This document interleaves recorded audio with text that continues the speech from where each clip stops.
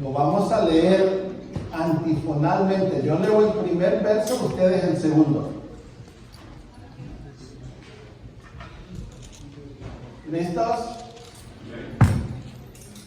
Acerca de esto tenemos mucho que decir y difícil de explicar, por cuanto os habéis hecho tardos para oír.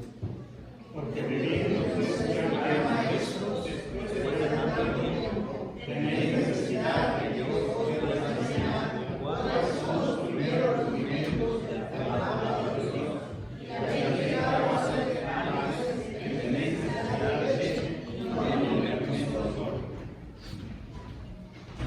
Y todo aquel que participa de la leche es inexperto en la palabra de justicia, porque es niño.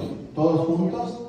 Pero el alimento sólido es para los que han alcanzado madurez, para los que por el uso de los sentidos ejercitados en el discernimiento del bien y del mal. Padre, gracias por esta palabra que hemos leído esta mañana, pidiendo, Señor, que usted dirija la enseñanza de este día, que su Espíritu Santo sea el que guíe esta porción.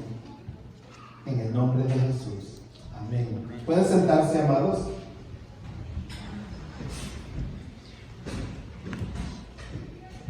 Estamos ante un gran pasaje de las Sagradas Escrituras. Y podríamos estar aquí una buena porción del tiempo que se nos ha dado, pero ustedes tienen que seguir adelante con su agenda, ¿verdad? Muy bien. Déjenme darles el título del sermón. ¿Cómo se llama? Se llama simplemente madurez espiritual. Madurez espiritual. Una vez más, madurez espiritual. Es un pasaje que nos va a hablar precisamente sobre eso, lo que es madurez espiritual. El escritor de Hebreos nos va a ayudar a responder a esta importante pregunta. ¿Cuál es la pregunta? Aquí viene. ¿Listos? ¿Cómo llegamos a la madurez espiritual? ¿Cómo llegamos a la madurez espiritual? Por esta razón, este asunto de la madurez espiritual sigue volviendo a ponerse en primera plana. ¿Cómo llegamos a la madurez espiritual? La iglesia a la que el escritor le dirige esta carta se llama los Hebreos. Los Hebreos, y eso nos dice a nosotros que esta es una iglesia de hermanos judíos. Según el escritor, estos creyentes habían caído, tomen nota de esto, lo voy a decir bien despacito, habían caído en un estancamiento espiritual. Es decir, no estaban creciendo espiritualmente. No estaban creciendo. Porque no pasaban, oigan esto, no pasaban de conocer las doctrinas elementarias de la fe cristiana. Es decir, las doctrinas cristianas comienzan con ABC, ABC, pero de ahí para allá, esto se pone bueno. Esto se pone bueno.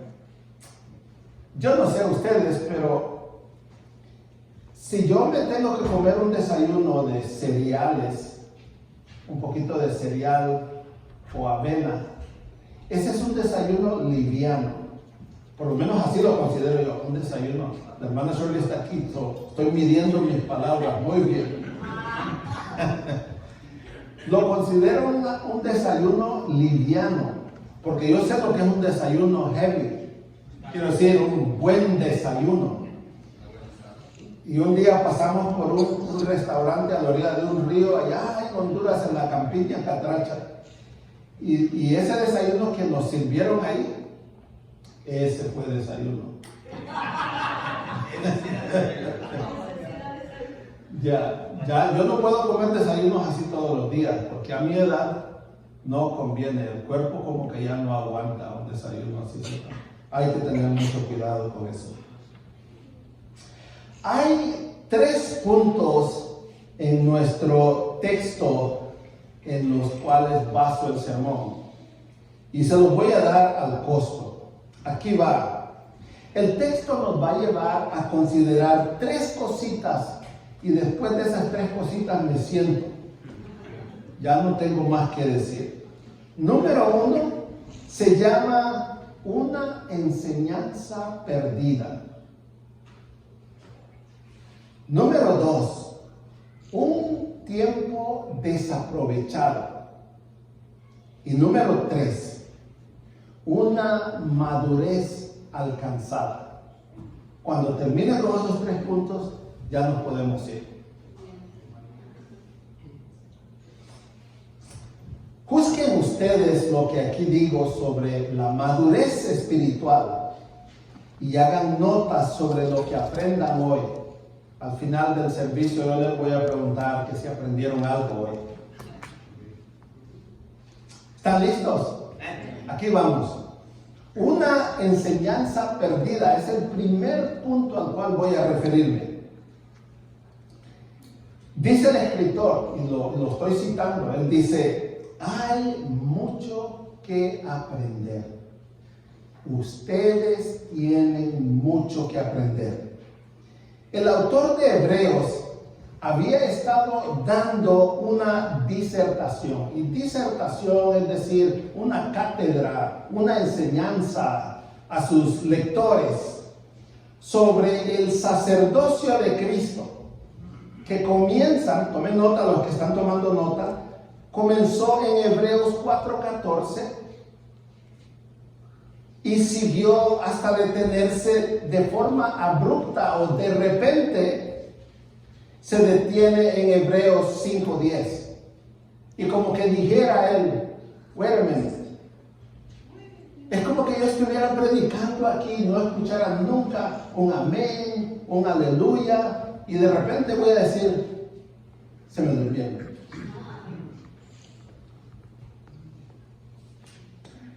En mi interpretación, hallo que el autor habría disertado o habría seguido enseñando más extensamente sobre el sacerdocio de nuestro Salvador. Porque el sacerdocio de nuestro Salvador es diferente al sacerdocio levítico. Es decir, Jesucristo, en esos días en que Él estuvo ahí en Israel, nunca habría llegado a ser sacerdote. Porque el sacerdocio pertenecía a la tribu de Leví. Y Jesucristo no nació de esa tribu. Por supuesto que ustedes saben eso. Escuché unos amenes. De no haber sido, porque de pronto se da cuenta de que sus lectores no estaban entendiendo ni papa o aprovechando sus enseñanzas. Y de repente él se para y yo digo: no, porque quiere decir que no va a seguir dando esa información. El sacerdocio de nuestro Señor Jesucristo pertenece al sacerdocio de Melquisedec. Y uno dice: ¿y qué clase de sacerdocio es ese? Es un sacerdocio diferente. Es un sacerdocio mejor. Es un sacerdocio mucho mejor. El de los levitas, eso se terminaba cada vez que uno de esos sacerdotes se moría. Pero como Jesucristo no se va a morir nunca. Bienvenido. Él es sacerdote para siempre. Ellos, por lo tanto, no estaban aprovechando eso. Esto estaba heavy, estaba bueno, y ellos están. Por lo cual digo que también nosotros hemos perdido haber aprendido Si él hubiera escrito más, hubiéramos sabido más sobre el sacerdocio de Melquisedec. Pero de repente puso la pluma ahí y nosotros nos la perdimos. Nos la perdimos. En los seminarios, en las academias cristianas, esto habría caído como noticia fresca. Tenemos algo más sobre Melquisedec, pero no podemos decir eso. El escritor se paró ahí y entonces se puso a regañarlos. Algunas de esas cosas vamos a mirar hoy. Estén pendientes.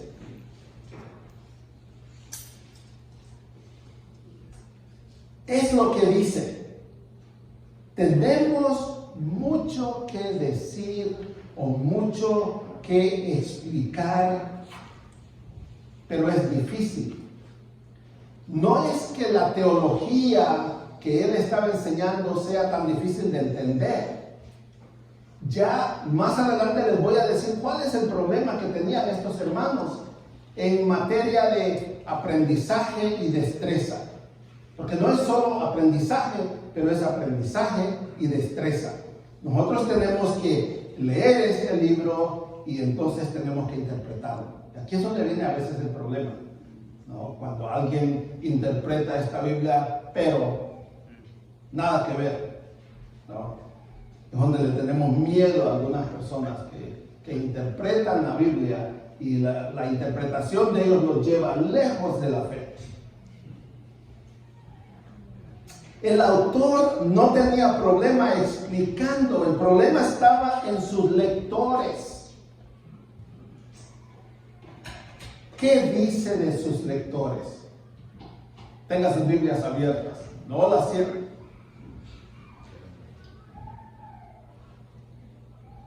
Dice que no oían bien. Dice que no oían bien. Primero nos dijo que había mucho que aprender. Ahora dice que no oían bien. Me interesó esa palabra, oían, porque la palabra oían significa que los hermanos necesitaban uno de esos aparatitos que se necesitan para escuchar mejor. Yo me percaté de que eso no era lo que él estaba diciendo acerca de los oídos de ellos. El problema de los hermanos hebreos no era sus oídos, sino era un problema de deficiencia de aprendizaje. Deficiencia de aprendizaje. Tampoco era que no podían aprender, o sea, no tenían un problema de aprendizaje por sí, era más bien su disposición para aprender. Es decir, la gente viene a la iglesia domingo tras domingo, aprovechan, aprenden, o ya cumplieron con haber venido. Vamos para algún lugar. Jesucristo nos trajo aquí con un propósito. Y el propósito es que nosotros seamos luz. ¿Cómo hacemos eso? Bueno, para eso tenemos este libro sagrado que se llama la Biblia. Este es el mapa del viajero. Este es el manual de cómo se hace. Gracias, hermana Shirley. Llegaron a un nivel espiritual donde estaban cómodos. Estaban cómodos y no querían pasar de ahí. Cuando eso sucede, estamos estancados. Estamos estancados. Entonces ustedes van a ver lo que el autor le dice a sus lectores que deben hacer. Que deben hacer. ¿Cómo logramos salir del estancamiento? ¿Cómo logramos salir? Vamos a hablar de eso hoy. ¿Cómo logramos salir del estancamiento? Esto nos recuerda que si no nos apropiamos de la verdad, esto es, de la verdad del Evangelio, de la verdad de este libro sagrado, eso nos producirá estancamiento espiritual. Estaba asombrado yo. Fui con el hermano Juan Pérez. fuimos a visitar a esta mujer que tenía una enfermedad rara. Los médicos no le encontraban qué era esa enfermedad y estaban buscando en sus libros. No había nada en sus libros que les dijera qué era esa enfermedad. La enfermedad empieza a endurecer las partes internas del cuerpo, los órganos vitales. Se empiezan a endurecer, endurecer y endurecer al punto de que causan la muerte. Y esta mujer me estaba enseñando una foto que cuando ella era lo que ella era una mujer hermosa, bonita, alta.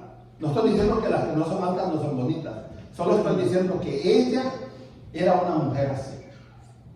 Y ahora cuando yo la vi, parecía un cadáver.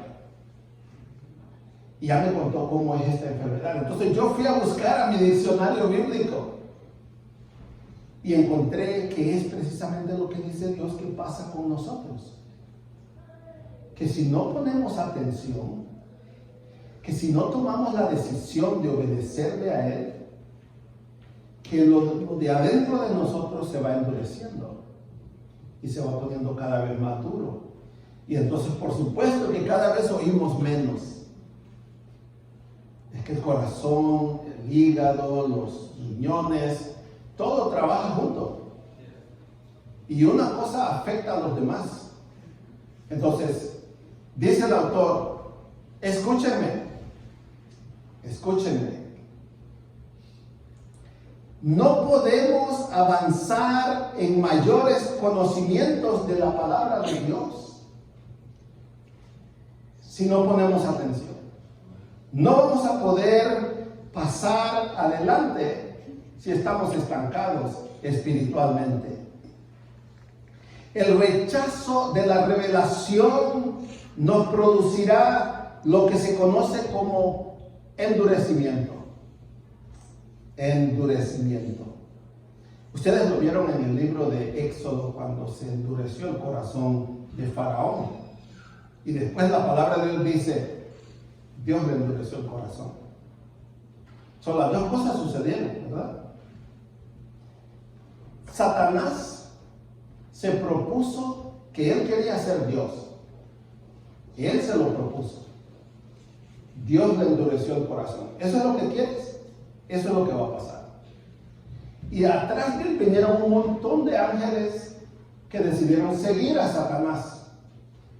Dios dijo, ¿eso es lo que ustedes quieren? Eso es lo que va a hacer. Cuando alguien me pregunta a mí que si los demonios y Satanás mismo se arrepintieran, ¿qué pasaría? Les digo, eso no va a pasar. Eso no va a pasar. Ya tienen endurecido el corazón. Va a pasar lo que ya está escrito. Hasta que los hebreos obedecieran la revelación que habían recibido, no recibirían revelación adicional del sacerdocio mesiánico de Melquisedec, de nuestro Mesías. No van a recibir más. Y como ellos no van a recibir más, tampoco nosotros. I'm sorry for you. Es lamentable, ¿no?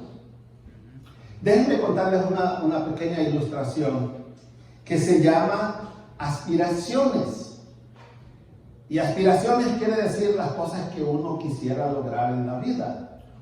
Y esas cosas que uno quiere lograr pues siempre están arriba, ¿no? Uno quiere mejorar. Por eso le pusieron a esta aspiraciones. Tomen nota de lo que dice. En un pueblo observaron a un niño que tiraba piedras hacia arriba. Le preguntaron qué estaba haciendo. Esto es lo que el niño respondió. Estoy tratando de alcanzar las estrellas. Eso fue lo que él dijo. Se rieron de él porque naturalmente nunca llegó a las estrellas. Pero Tampoco hubo niño en el pueblo que tirara las piedras tan alto. ¿Cuál es nuestra meta espiritual? ¿Qué tan alta? ¿Hasta dónde llega? ¿Qué podría ser el hecho de que ustedes tienen aspiraciones? ¿Hasta dónde queremos llegar? Es la pregunta. Bien se ha dicho que el cielo es el límite. No tenemos que detenernos en las montañas, en las nubes. El cielo es el límite. Eso me lleva a mi segundo punto. Y mi segundo punto se llama un tiempo desaprovechado.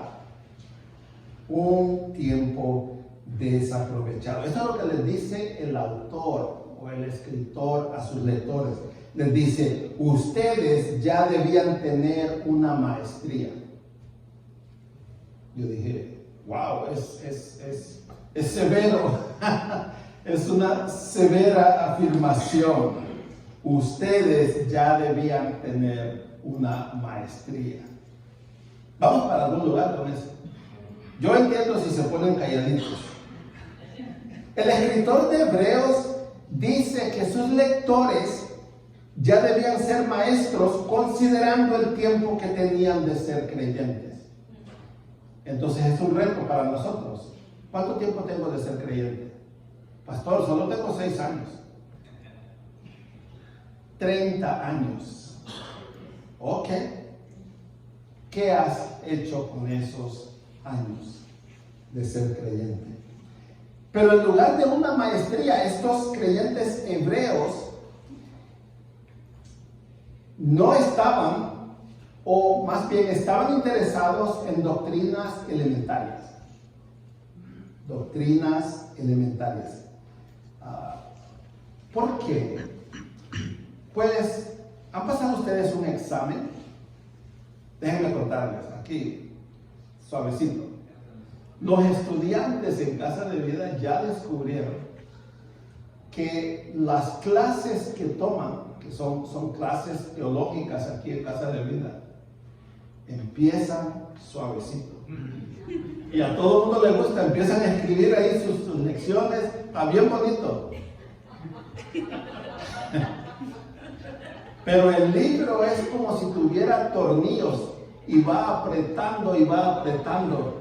Y de repente el maestro Ramón está en la parte de atrás. El maestro va notando que los alumnos se van, cada vez tienen menos alumnos. No sé en esta clase, creo que en esta clase hay estudiantes de hueso colorado. Le damos gracias a Dios por ellos. Wow. Pero en lugar de una maestría, dije yo que ellos tenían interés solamente en doctrinas elementarias de la fe cristiana. Tomen nota de esto. Hebreos 6, versículos 1 y 2, da una lista de 6 doctrinas elementarias como tales. Ya se las voy a dar. Número 1, el arrepentimiento de pecados. Número 2, la fe salvadora. Número 3, doctrina de bautismo. Número 4, la imposición de manos. Número 5, la resurrección. Y número 6, el juicio eterno.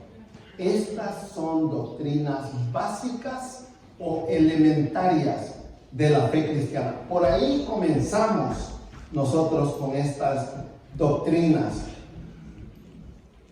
Pero no debemos estancarnos allí el resto de nuestra vida. Estas doctrinas son para los principiantes, ¿verdad? Cuando comenzamos en la fe cristiana aprendemos esas cosas. Así es como nos convertimos, nos bautizamos y aprendemos que, bueno, son cosas elementarias, cosas básicas. Pero de ahí para allá, por eso es que Casa de Vida ofrece estos cursos teológicos de enseñanza que ya son más avanzados para creyentes que quieren crecer y madurar. Ahora, los que no quieren crecer y madurar, entonces piensan en seguir leyendo su Biblia una vez por año, van de Génesis a Apocalipsis y después regresan, y entonces vuelven otra vez de Génesis a Apocalipsis y después regresan otra vez de Génesis a Apocalipsis. Eso está bien, no voy a decir que no, eso está bien. Pero yo necesito que ustedes crezcan y que suban más allá de eso. Quiero que puedan elaborar un bosquejo de un pasaje bíblico y que se paren aquí y que lo expliquen. Yo quiero que ustedes puedan ir allá a la calle y pararse enfrente de un grupo de personas y predicar. O pararse en medio de cualquier lugar y decir, esto es lo que dice la palabra de Dios. Y que nadie lo pueda avergonzar o lo que sea. Por eso les damos entrenamiento.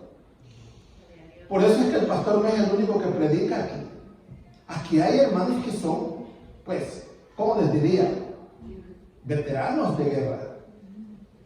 El púlpito está abierto. Está abierto. Está abierto. Queremos entrenar más personas. Yo quiero poder irme tranquilo cada vez que me voy de vacaciones, sabiendo que aquí hay hombres y mujeres maduros en la fe. No necesitan al pastor.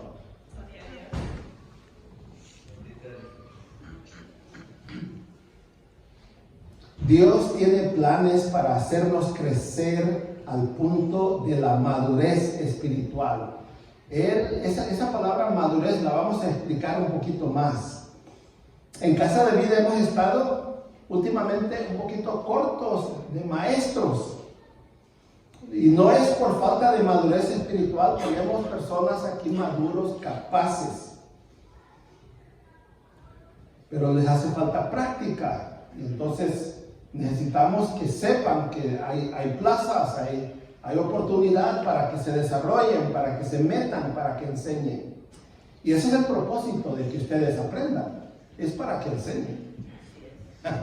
Miren, en la escuela dominical están los niños, y están los adolescentes, y están los jóvenes. La idea de enseñarles a ellos quiere decir sembrar la semilla del Evangelio en ellos, para que más tarde ellos también lo siembren en otros. Todos debemos estar involucrados en eso.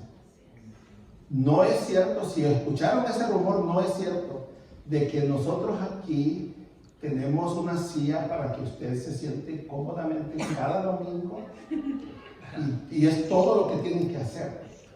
No, el propósito de la iglesia es entrenar obreros para que los obreros sirvan al maestro. Y eso es, si usted todavía no está enseñando, quiero que sepa que ese es lo que se espera de usted. Que un día usted se pare y enseñe, ya sea aquí o en una de las clases a alumnos, o que usted vaya afuera y represente a Cristo muy bien. Ese es otro extremo de la madurez. Entre los hebreos eran inmaduros, y no podían enseñar, no sabían cómo. Ese era el problema con ellos. Entre nosotros, en el occidente, o sea, los creyentes del occidente, hay maestros maduros. Entonces yo digo, pues enseñen, reproduzcanse. Dice el autor también que están en una dieta infantil. Ya vamos a hablar más acerca de esto. Que están en una dieta infantil. El autor dice que los hebreos estaban consumiendo una dieta infantil en lugar de una dieta para adultos, ¿verdad? Y la Biblia tiene las dos cosas. No es de extrañarse ver a un infante con un biberón, pero sí nos extraña ver a un adulto con un biberón en la boca, cuando en realidad debería estar alimentándose de arroz, frijoles, carnes, tortillas. Para muestra un botón es suficiente, ¿verdad? Por supuesto que estamos hablando de madurez, en contraste con inmadurez cristiana. Una de las manifestaciones de los creyentes maduros es la abundancia, voy a decirlo despacito, una de las evidencias de creyentes inmaduros es la abundancia en la iglesia de pleitos, celos, riñas, conflictos, enojos, enemistades, construcción de cercas. ¿Saben qué queremos decir cuando decimos construcción de cercas? Si construyes una cerca, quiere decir que no quieres que nadie se te acerque. Si construyes un puente, es diferente. Estás hablando de, quiero conectar contigo. Quiero que tengamos una amistad, que tengamos relación. Pero la cerca, dijo un americano, una buena cerca hace un buen vecino. Los creyentes maduros no hacen nada de eso.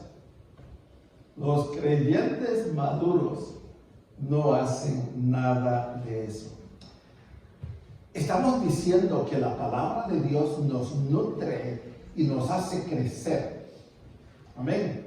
Nos hace crecer al punto de que llegamos a ser personas maduras, que podemos ayudarle a otros que tienen conflictos. ¿Están de acuerdo? Por lo tanto, decimos que la madurez le cuesta bien caro a la iglesia. Cuando hay 3, 4, 5, 6 personas que no se hablan en la iglesia porque están enojados, esa es señal de inmadurez. Es inmadurez.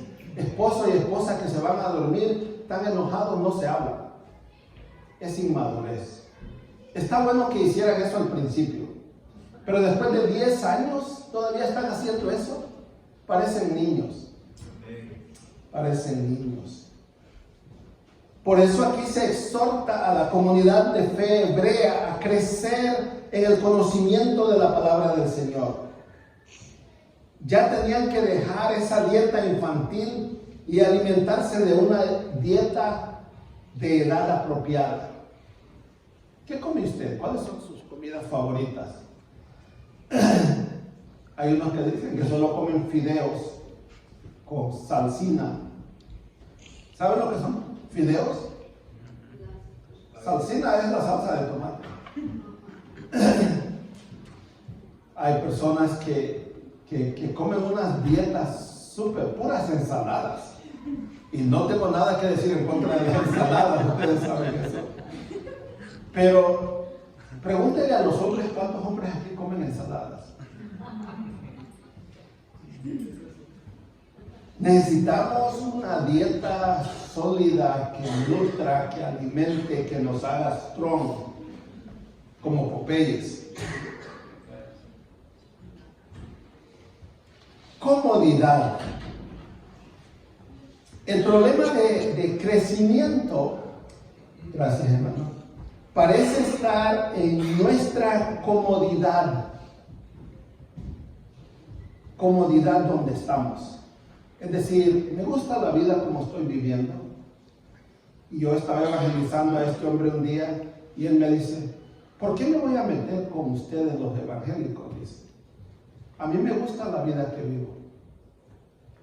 Y cuando yo le dije a él que la vida que vive él no lo lleva al cielo sino al infierno, dijo que íbamos a hablar después de eso. Pero no hemos hablado todavía. Comodidad. ¿Estamos cómodos? Bueno, puede ser, ¿verdad? Que estemos cómodos. Y Dios está llamándonos a servirle. Si servirle a Dios nos incomoda, yo digo, bendita incomodidad.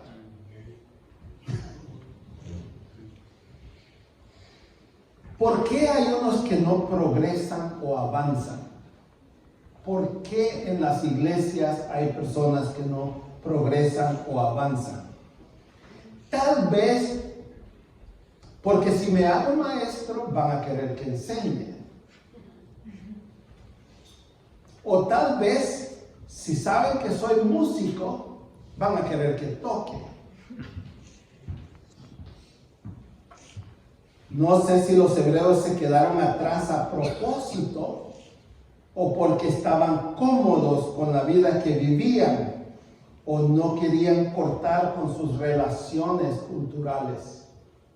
Hay veces son las amistades que tenemos, la familia que tenemos, que no nos dejan crecer, porque ellos quieren vivir una clase de vida y esa clase de vida amenaza nuestro crecimiento espiritual. Hay que cortar con ellos. ¿O no se puede? Hago preguntas que ustedes tienen que contestar a solas. De todas maneras, debemos considerar el hecho de que el tiempo perdido es algo de lo cual un día de estos vamos a tener que darle cuentas a nuestro Señor Jesucristo. Todos los días Él nos da 24 horas nuevas. Ayer estuvimos en el velorio de nuestro hermano Norman. Y nuestro hermano Norman no tenía idea de que ese iba a ser el momento cuando el Señor lo llamaría. Pero llegó ese momento y el Señor lo llamó. Ya está en el cielo. Ya está en el cielo. Las oportunidades que el Señor nos da a nosotros, tenemos que aprovecharlas. Un día, como ven estas dos hermanas sentadas aquí al frente, va a ser el Señor al lado tuyo. A ver, va a decir, cuéntame, ¿qué hiciste por mí? Desde que yo te salvé hasta el día que te llamé acá, ¿qué hiciste por mí? Y no es porque el Señor no sabe. Eso es lo que lo pone a uno nervioso, ¿verdad? Él se sienta a tu lado. Él tiene toda la información. Solo quiere que tú te ahorques solo. A ver, cuéntame, va a decir. Eso tiene que ponernos a nosotros a meditar. Tiene que motivarnos a madurar, a crecer. Voy a mi tercer punto. Ya voy a terminar. Una madurez avanzada se llama.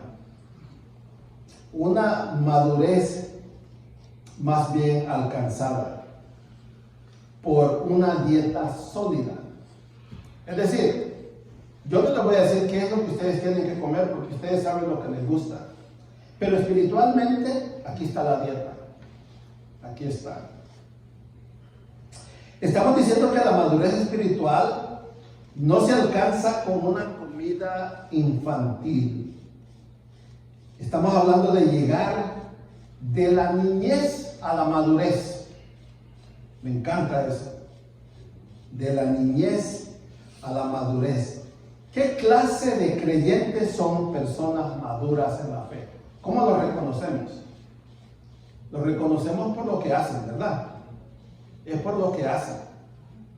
¿Qué cosas hacen los creyentes maduros en la fe? ¿Y qué hacen para llegar ahí? Número uno, tomen nota de esto que voy a decir. Tenemos que aprender discernimiento. Tenemos que aprender a tener criterio. Tomen nota de lo que voy a decir. Tenemos que entrenar nuestras conciencias, nuestros sentidos, nuestras mentes y nuestros cuerpos para distinguir entre el bien y el mal. ¿Podemos hacer eso? ¿En qué medida? ¿Podemos reconocer las tentaciones antes de que nos atrapen? En la Biblia, José la miró venir. José la miró venir. Y un hombre sabio como él salió huyendo. Nosotros decimos, Wait a minute. Un momentito. Es un niño espiritual el que juega con el pecado hasta caer en él. ¿Lo digo otra vez? Es un niño espiritual el que juega con el pecado hasta caer en él. Un creyente maduro lo reconoce de inmediato y actúa para ponerse a salvo. Si hay que correr, hay que correr.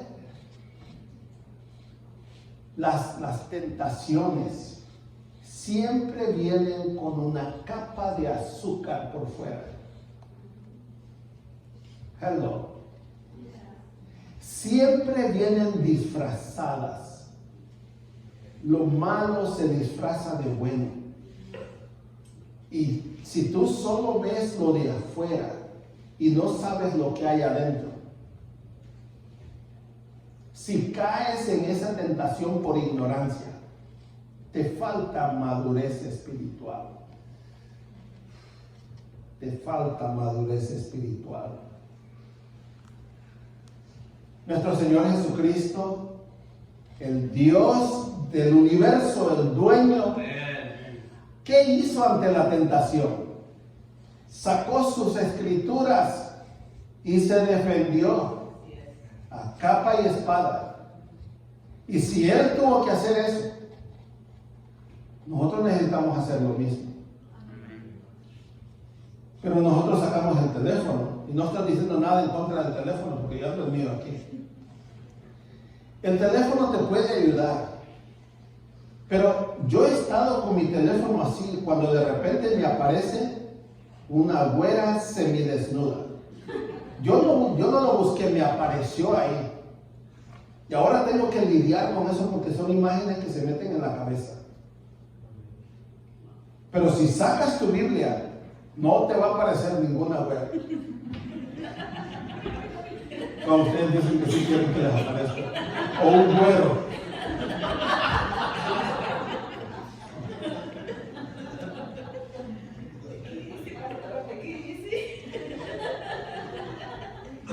Tenemos que distinguir la verdad del error. Tenemos que poder distinguir.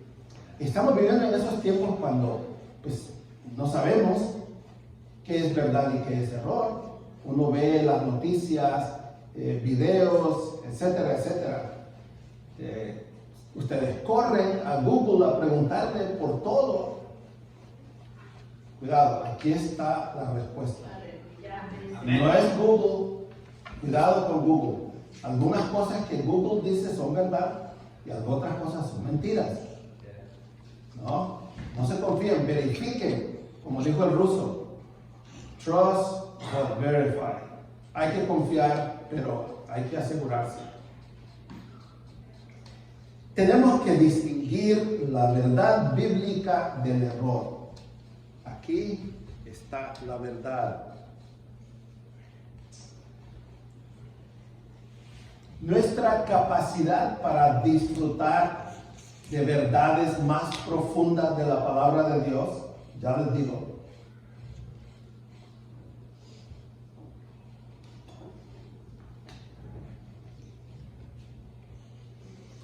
el texto dice los manjares de la palabra de Dios es determinado por nuestro crecimiento espiritual.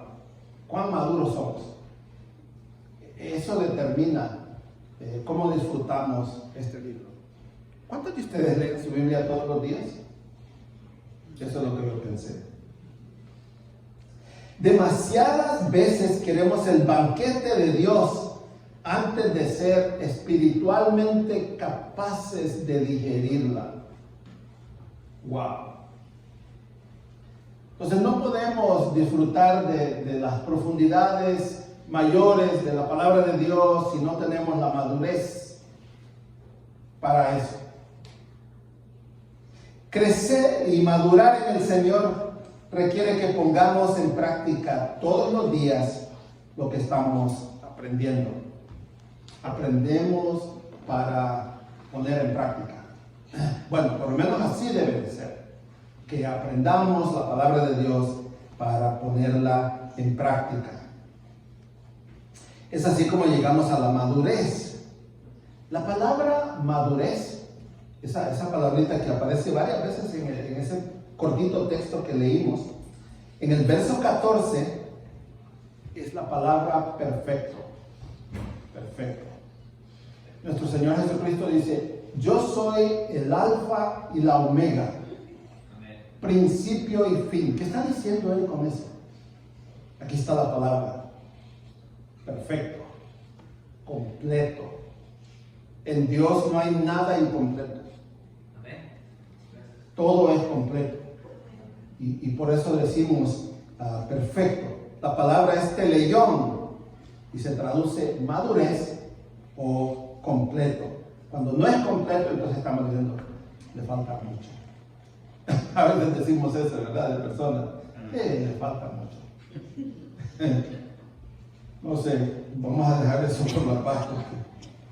Se usa esa palabra completo en Filipenses 1:6, y esto es lo que dice: estando persuadido de esto, que el que comenzó en vosotros la buena obra, la perfeccionará hasta el día de Jesucristo. Ahí está esa palabra perfección o lo completo, ¿no? Decimos eso del número 7, que aparece muchas veces en la palabra de Dios. El número 7 significa aquello que es completo, lo perfecto. ¿Entendemos eso? Hoy en día no. Hoy en día no. Cualquier cosa se vale. Pero para Dios tiene que ser perfecto. Nadie va a ir al cielo que no sea perfecto. Dios no quiere ladrones en el cielo. No quiere asesinos, no quiere borrachos. En el cielo no va a haber nada de eso. Y ustedes dicen, ¿cómo le va a hacer? Porque en el planeta Tierra, pura gente mala. La sangre de Jesucristo va a lavar de toda mancha a los que entren por las puertas del cielo. Allá no va a entrar un solo pecador. Quiero decir que no sea redimido por la sangre preciosa de nuestro Señor Jesucristo. Y algo más que ustedes deben recordar: la sangre de Jesucristo nos limpia continuamente de todo pecado. Nos limpia continuamente para que en el momento que el Señor nos llame, ya estamos perfectos. Por el uso y el discernimiento. Uso es una palabra que implica que nosotros leemos y practicamos este libro. Lo leemos y lo practicamos. Se llama aprendizaje y destreza. Me temo que estamos enfrentados con esta situación de estancamiento donde hay aprendizaje y aprendizaje y aprendizaje y aprendizaje. Aquí enseñamos que debemos mostrar la compasión de Jesucristo. ¿Cómo enseñamos la compasión de Jesucristo? Cuando vas al trabajo, ahí hay personas que te desafían, que te retan. Y el Señor quiere que les muestres cómo es Jesucristo. Te dice, pastor, esa persona ya me tiene hasta aquí. Aguanta, porque también eso está en la palabra de Dios. Aguanta. No dejes de mostrar a Jesucristo. Miren, hay un hombre que yo escuché a ese hombre varias veces por la radio, y ese hombre me tenía a mí enardecido. Era un hombre tan vulgar, tan sucio, y le permitían a él transmitir todo ese veneno por radio. Y mucha gente lo escuchaba, especialmente hombres, porque él decía todas las vulgaridades habidas y por haber. Hace unos pocos días me enteré de dos noticias. Una de ellas es que este evangelista, que tenía un pastor que tiene un ministerio grande a través de todo el país, ya lo perdió. Entre otras cosas que hizo malas, él contrató o quiso contratar a un asesino para matar a una persona. Digo, yo escuché muchas veces los programas de él por radio. A mí me gustaban sus enseñanzas hasta que aprendí que él estaba diciendo cosas que no debía. Entonces, es una noticia mala y una buena. Mala porque este hombre, que era un pastor, que tenía una enseñanza tremenda, se salió del camino. Y ahora tenemos que preguntarnos si realmente él era salvo. Pero este otro, el vulgar, me acaban de decir, ya se convirtió a Cristo.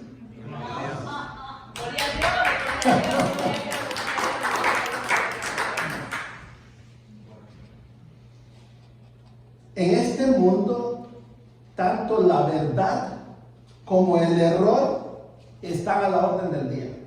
Las dos cosas, verdad y error. La diferencia está siempre en lo que hacemos con las dos. Son engañados los que no saben distinguir entre una cosa y la otra.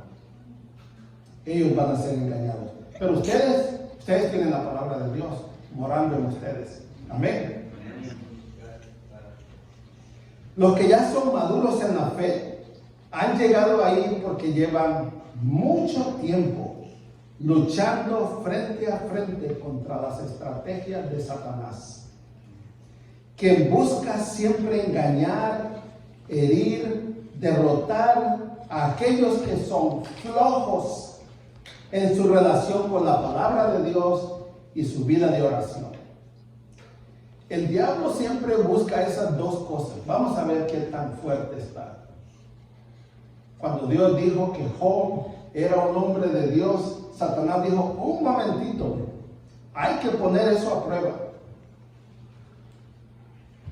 Si el diablo dijera eso de ti, ¿cómo te va? Ya, yo prefiero que no tenga información de mí. Dios se estaba gloriando de Job. Dijo, varón perfecto. Un hombre que ama a Dios y es apartado del mal. El diablo dice, sí, pero eso no ha sido probado todavía. Por eso existe el diablo. Porque si yo hubiera sido Dios, yo destruyo al diablo desde el momento que me doy cuenta que él anda buscando mi trono. O que quiere ser la cuarta persona de la Trinidad. Le corto todo, las alas. Pero Dios no es así. Neftalí es un cobarde, pero Dios es un valiente. Entonces, vamos a ver, ¿de qué estás hecho? Mi Dios es grande. Mi Dios es grande. Dice esta ilustración, tomen nota de lo que voy a decir, se llama la madurez. La madurez cristiana no se mide por sus caballos de potencia como en los motores, sino por la efectividad de sus amortiguadores.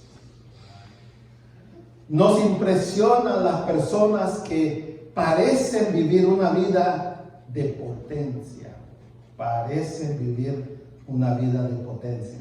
Aparecen dinámicos, con carisma y muy seguros de sí mismos. Pero la experiencia en el cuidado pastoral nos dice con rapidez que en muchas ocasiones las personas de mucho empuje, oigan esto, no funcionan bien en caminos escabrosos. Hay un montón de carros que llevan de aquí para Honduras, pero cuando llegan allá, no, hay caminos que, wow, son caminos tremendos. Ahí es donde se sabe qué clase de carro es. Unos hermanos nos recogieron, a la hermana Shirley y a mí, nos llevaron al pueblo de donde son ellos. Y de ahí un día fuimos a una iglesia que está en la mera orilla de una montaña. Y el camino que nos llevó ahí tenía piedras de este tamaño. Y yo le dije que yo no podría manejar ahí. Realmente no toco ese timón. pero él lo manejó como profesional. Encima de piedras así, él tiene un Toyota. Y dice que los ingenieros de Toyota han ido a Honduras y ellos conocen los caminos de Honduras y diseñaron un carro para esos caminos.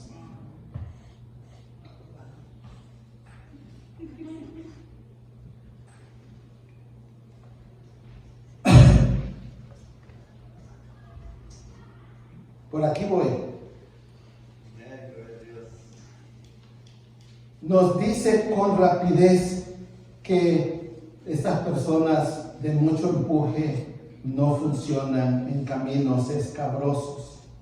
Los amortiguadores ayudan a dar estabilidad al vehículo, contrarrestando el efecto de los baches.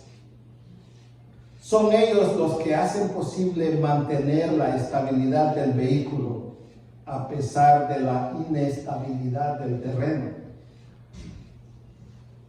He llegado a considerar la madurez espiritual en base a la función de nuestros amortiguadores.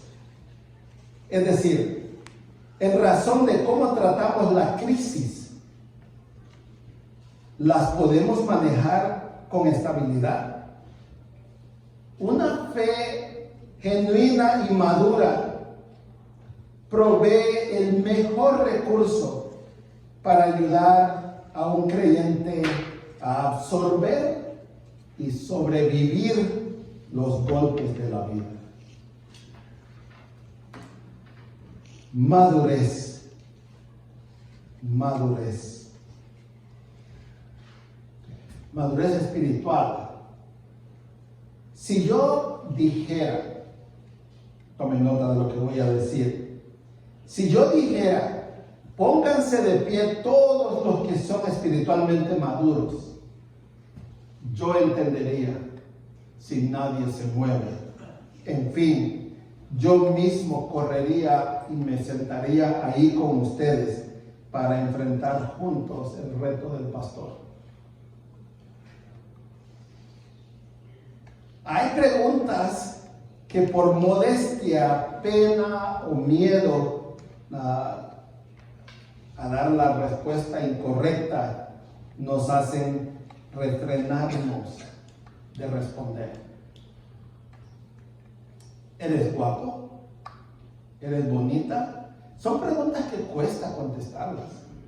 Preferimos que otras personas digan eso de nosotros porque eso es lo genuino. Eso es lo correcto a hacer. Y una pregunta como, ¿eres maduro? Cuesta dar esa respuesta. Pero hoy, lo más importante no es decir si ya hemos llegado a la madurez. Más bien es hacernos el propósito de meternos en la lucha por llegar ahí. Eso es lo que enseña el escritor.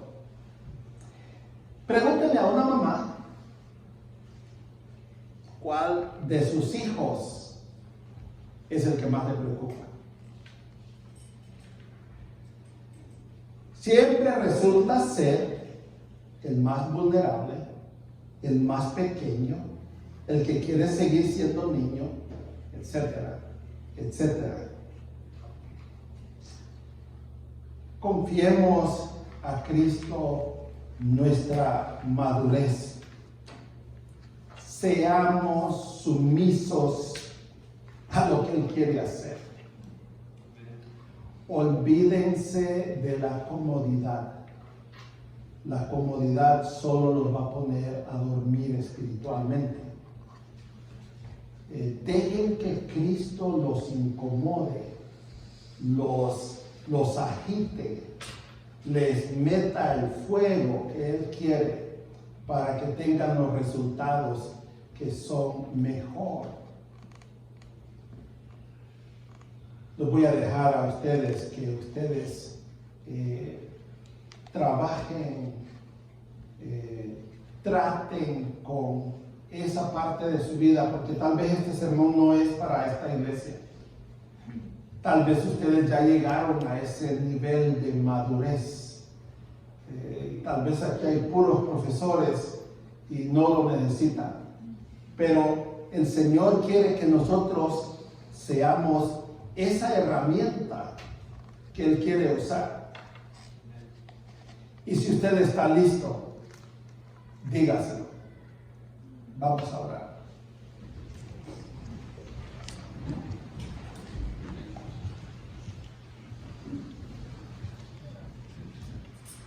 Padre, qué delicia es tu palabra.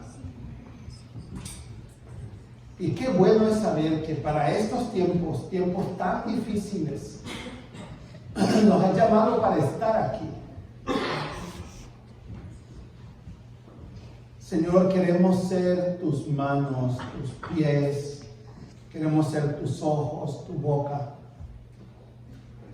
y que nos uses de esa manera. Queremos, oh Dios, ser mansos y sumisos bajo la guía de tu Espíritu. Señor, haznos hombres y mujeres maduros. Que nuestros niños y nuestros jóvenes puedan tener en nosotros modelos que seguir.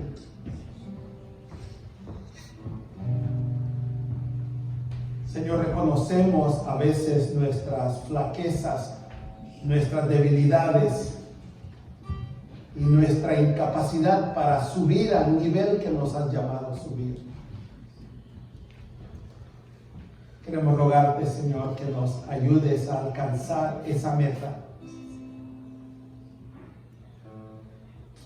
En el nombre de nuestro Señor Jesucristo. Quiero invitar a